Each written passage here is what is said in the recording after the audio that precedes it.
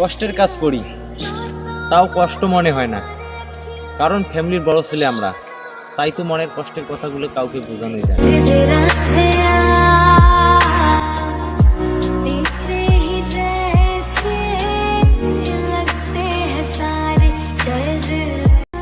প্রয়োজন শেষ হলে মানুষের কথার ধরন বদলে যায়, হোক সেটা পরিবার কিংবা বন্ধুত্ব।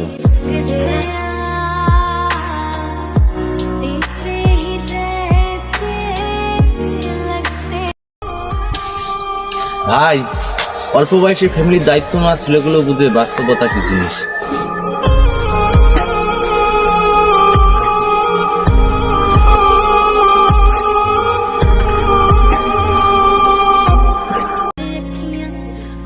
এই শহরে সবাই কষ্টে আছে, কেউ কেউ প্রকাশ করে আর কেউ কেউ হাসির মাধ্যমে উড়িয়ে দেয়।